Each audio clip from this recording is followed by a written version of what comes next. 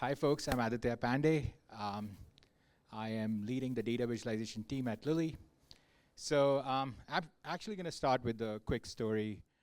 This was 10 years back when I just started my journey in the professional field, and my boss comes up to me and asks me, hey, can you use a clustering algorithm on this data set and give me the results?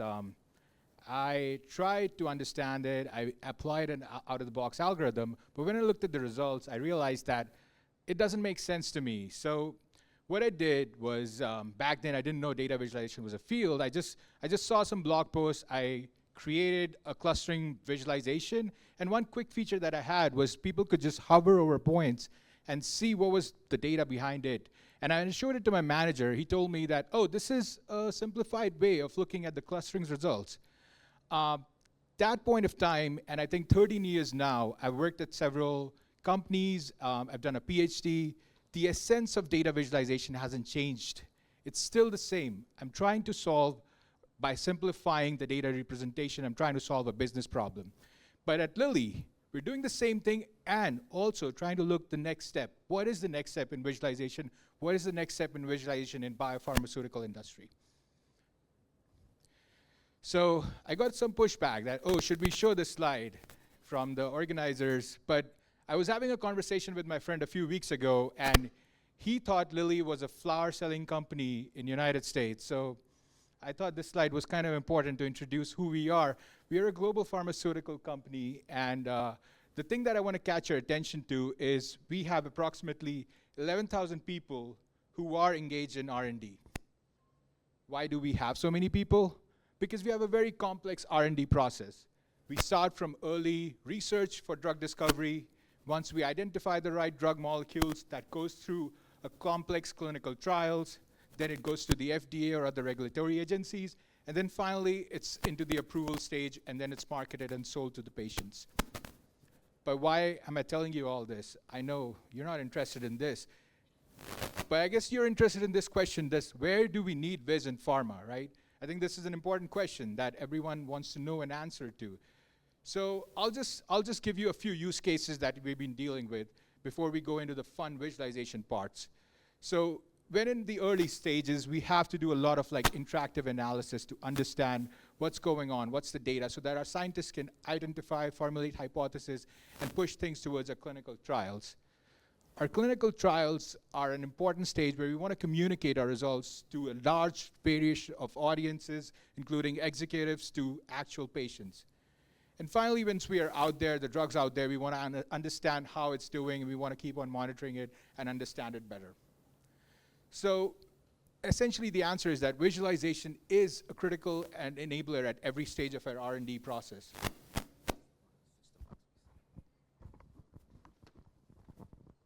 Hello, I don't think this, okay. So how is Lilly, or how is data visualization team at Lilly helping our R&D process? We're essentially working on 3 types of problems. One of the problems is how can we create custom and bespoke visualizations, including custom visualizations, infographics, storytelling, video storytelling. And my colleague Khushbu will give you an example of a work that we have done in the past. We're also building interactive tools and systems, because these are super important when it comes to data that is more rich, that is scientific, and we want to do more exploratory analysis. We want to formulate hypotheses with it. But the thing that I'm most excited about is how could we take the next step?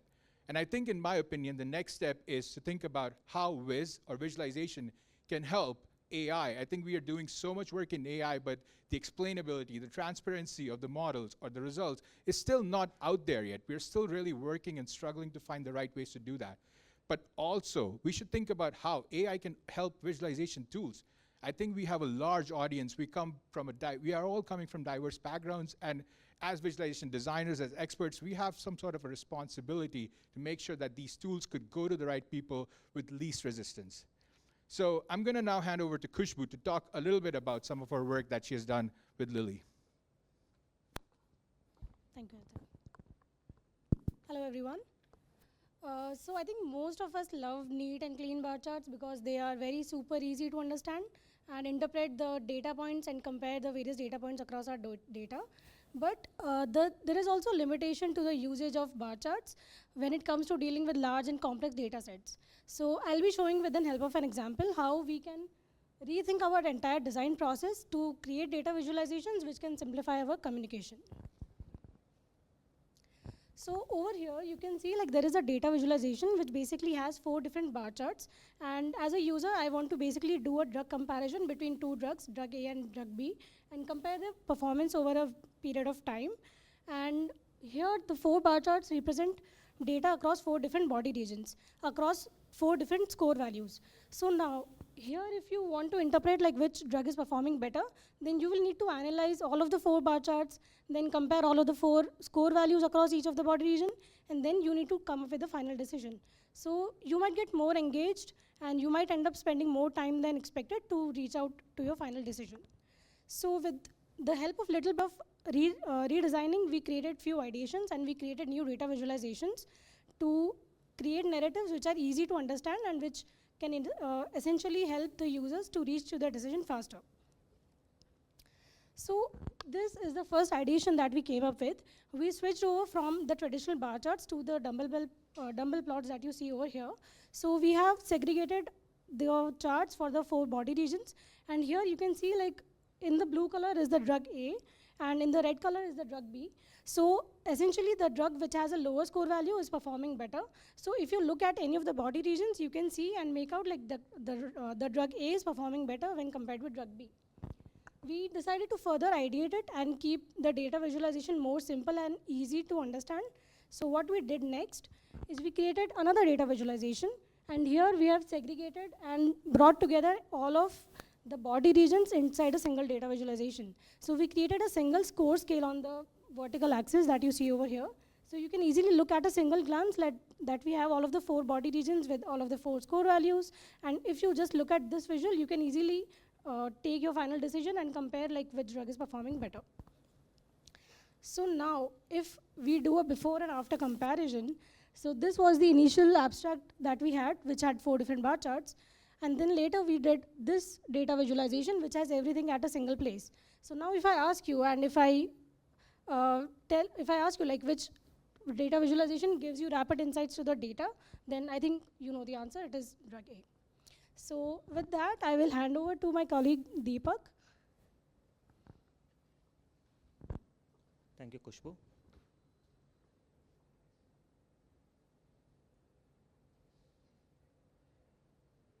All right. Hi, my name is Deepak. I work as a senior principal scientist at Lilly, and I have over 15 years of experience just in data visualization.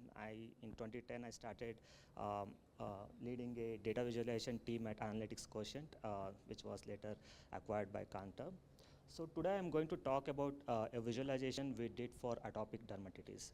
Atopic dermatitis means skin disease basically, and as Aditeya explained, Lilly does a lot of clinical trials to see the efficacy of drugs. And before publishing these clinical trials, they come to us, where we can visualize this data and show in a more presentable way to the public. And this is one interesting case which I'm going to present, where instead of the results, they started appreciating the visualization itself, because that was a kind of eureka moment for atopic dermatitis community, because they thought they were seeing the results in a different look for the first time. So I'll just take a minute to talk about Easy Score. Easy Score is a tool used by dermatologists when they do assessment of skin disease. And this score ranges from 0 to 70 basically. So if it is like more the score, the severity is the disease as such. Like 50 is like severe skin disease as such. And this is how they used to represent earlier. Whenever there was a clinical trials and they used to publish the results. They used to show it in bar charts or tables as such. So this is just one part of the whole, one particular body region. They are showing, comparing trial drug with placebo. Trial drug is red color, placebo is blue color over a period of time. And imagine that they have to do it for 4 different body regions into 4 different signs. and that would be like 16 charts. So you need to look at 16 charts to get a comprehensive view of how the drug is working or what is the efficacy of the drug, right? Oh, sorry. Okay, this is the visualization we developed, and here we called it skin app basically. So what we have done is instead of bar charts, we replaced with body contours. So we custom developed it, and just to explain what is happening, we have divided chart into two parts. So the right hand side talks about the trial drug, and the left hand side talk about the placebo. And from the center, that is baseline. Baseline means week 0 when they start giving drug to patient. Towards the end of each corner, that is week 16, we are plotting these body contours in each of these weeks, covering all the 4 body regions and showing the severity by the color scale, or larger the color and deeper the red, that means more severity as such. So just by looking at it, we'll get an understanding like, okay, the trial drug is doing better than placebo because it is more red at the start, but it is going towards a light color or less severity towards the end. So this kind of representation, the community appreciated a lot, and in fact, we also published a paper on this, telling how this is a novel representation in the field of atopic dermatitis, and how it has helped patients as well as doctors to tell the results in a better way. So with this, I'm going to hand it over to Aditeya. Well, thank you both. Now I'm going to move on and talk about what I envision as the future for visualization in pharmaceutical field, but also more general, I think. The two things that I want to touch upon is how could AI be useful for Viz, and what could Viz do for AI? So I think we are at a stage where we are very privileged that we have the opportunity to study formally data visualization, use these skills to formulate great graphics, communicate our points, but the broader community doesn't really have those things available. So maybe it's our responsibility to think about how we could put intelligent tools that could help people create effective visualizations with minimum resistance. Small things like smart recommendations for the chart selection, layout, and data mapping, these things, if they can be automated, they can really simplify from data to insight generation process for our users or for our visualization creators. I want to just plug in a personal work because I feel like if I'm talking about something, I need to show something. That's my visual nature. So this was a work that I did with Tableau Research. So this was a tool that I built, which is a dashboard recommendation system. So essentially, there's a lot of visual recommendation systems that you can ask a question, put a data set, and then it'll give you a chart. But recommending dashboards is still a very complex problem. As many of us know, dashboard composition is fairly integrate and has a lot of different components working together. So we created this research prototype, which was able to recommend a dashboard view, set of dashboard views to our end users, and they could then edit and modify it based on their use case. So I'm going to play a quick video just to give you a feel of what it looked like. So the tool is called Medley, and in Medley, when people come, then when their data set is loaded, we have a set of default recommendations. So when they click on the set of default recommendations, they get not just a single views, but they get a collection of views, which are trying to solve a particular purpose. And then the users can filter views based on intents. Intents are just ways of figuring out what users want to create or communicate with their dashboard. And then they can use the data input to classify the data sets or the visualizations they need. As you can see here, I'm just explaining the process of how the recommendation works. We factor in the data, the intent, and then we sort of like had built these templates, which were then modified based on whatever the input of the user, and finally we rank them to show the best dashboard views that people can include in their visualization dashboards. So in addition to this, we also created a small, simple graphical interface where people could come and edit their charts, modify it, and one really cool thing that we did was we automatically inferred interlinking between charts. So this is something that I feel is a big pain point when we're working with dashboards. So we figured this problem and allowed people to not just see that, but edit the interaction in the view. I think there's another opportunity that we have to think about as data visualization folks. Coming from a computational and science background, we see a lot of use cases where we're constantly building or applying machine learning to solve different problems, but communicating results from machine learning is still a big hassle. And we need to figure out how we can help our scientists interpret and communicate these results to their key stakeholders or to themselves as well, to understand a little bit better. And the other Achilles heel, I think, is the fact that we do not have a greater transparency into our models. So thinking about these things as a visualization community, I feel would really be important and drive the next set of research. So in that sense, I just want to give an example of the work that I did. I don't want you to figure out what's going on. The general idea is that we want to see how an algorithm learns embeddings based on a graph data set, and then the problem is that sometimes these embeddings are unfair, so we wanted to visualize that unfairness. So what you see in this chart is we're showing the network that was being used for learning the embeddings, and then the unfairness that was recorded on each node. So this way the user, the algorithm creator, has a very good idea of where their algorithm could be going wrong, and then can use that to optimize or diagnose the problems. So this is just an example or a food for taste, just so that you can get a flavor of what kind of projects can be done in the space of interpretable AI and machine learning. With that, I'm just going to move to our key takeaways, and these are something that I've gathered over a period of time working as a practitioner, now working with different kinds of industries and different kinds of stakeholders and people. I still feel like when we are creating visualizations, it's still a very hard problem to solve. Designing new visualization, understanding a problem, and simplifying is very difficult. And I think what we are doing as a community is wonderful. We're trying to solve that problem every day in a new way, shape, or form. I think we should continue doing that and push that forward. One thing that I would kind of preach, looking at the problem that we're solving, that I think we should get more adept with data and engineering foundations and principles.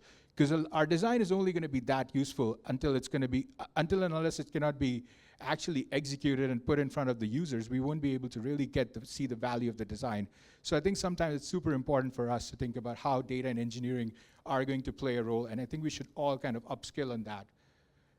I still feel like AI plus visualization is still a very emerging and nascent field, and I think all of us has an opportunity to create some really innovative work in this space.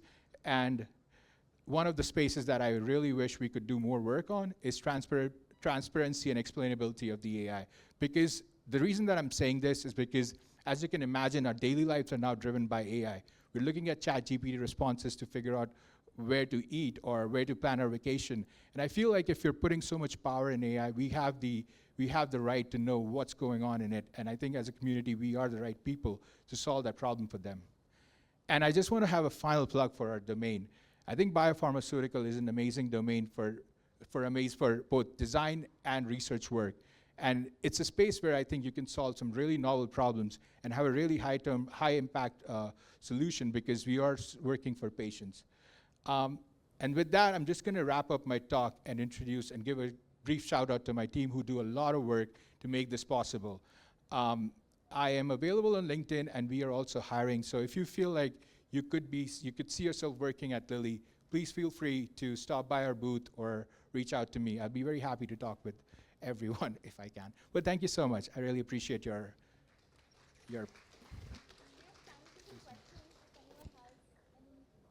Yeah, absolutely. I'd love to have questions.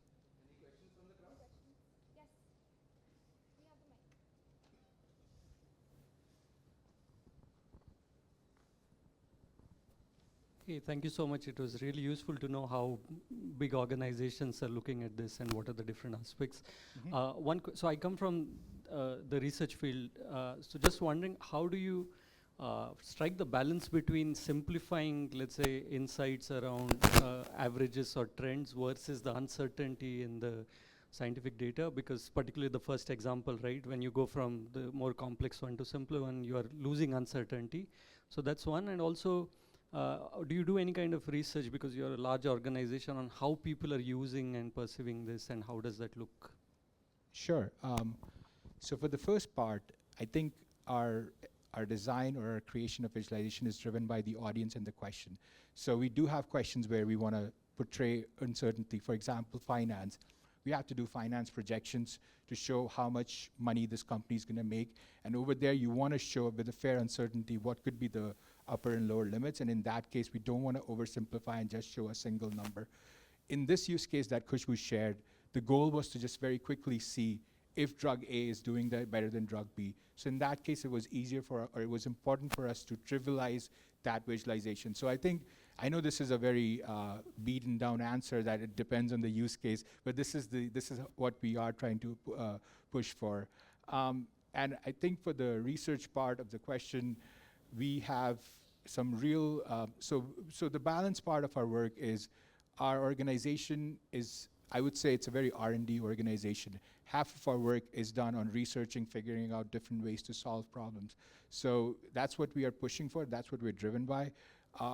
The outcome, the data visualization, just an outcome of the immense research that we are doing behind these things. So even these things, even these visuals, we have to go through a very iterative process with the users, and then usually we have like some more UX interactions with them. I would also want to point out that as a big organization, we do have an advantage where we have a full design team, and actually there's some members from Lilly design team here. That's a full capability that's ready to support us to run user-centered studies, help us with our UX UI design. So we do have that support available to us, so that helps us a little bit. So those are like sort of the high-level ideas and answers for your question. Anyone else? So for a company as large as Lilly, how do you ensure that some of the newer findings get incorporated as best practices throughout the company? Well, we are sponsoring VizChitra, so we are here, so that's one way. We try to be relevant. We try to attend conferences and congresses, not. I'm asking within the organization, let's say a team within an organization found, let's say, some of the examples that you gave. How do you make sure that it trickles down to the larger organization? Okay, sorry, I didn't understand that question earlier. So that's why I was trying to push for the idea of how we can build tools that are not just like, that are for the end users who can create visualization. So you can imagine if you find a right way to visualize a data set, you just don't want to keep it yourself. You want to make it more publicly available. So you can do it different ways. You can make a gallery or blog post for people to use it, or you can make a tool where people can just come plug in their data and get that visualization. So we are trying to build those tools for our broader audience, especially people who are non-experts like our scientific writers or medical communicators. So we are building those kind of tools within Lilly as internal tools. I have a question for you. So I Yeah. am Shipra. I am working at ThoughtSpot, and we have a similar product to you where we want to make it easy for non-scientific, non-business analysts to get data insights out of their data. And we struggle with this problem that oftentimes we design a visualization, it's very hard to get it executed exactly because data keeps moving around. So I wanted to understand your process in bridging the gap between design and engineering. That's a difficult question to answer. I think, so for us, we want to proceed or solve this. We're trying to solve this problem systematically. So there's some visualizations which are more standard, both in terms of the visuals and in terms of the data that they support. For example, I'll just take a box plot. It is very clear that what kind of data it needs, and sometimes even a box plot visualization creation could be a challenge for our scientists or medical communicators. So those are the ones that we're trying to automate at first. For the custom bespoke visualization, we do want to support the creative process where we're not trying to constrain them based on the data. So again, as I said, it's something that we're trying to, the automation part is mostly what we're trying to do is with our more commonly used visualizations and things that have a fairly standard way of ingesting data sets. So that's the part we're trying to automate. And the other part, we just want to be more creative and have these one-off tools as well, because I think that really gets us good name in the industry, like some of the tools that we showed.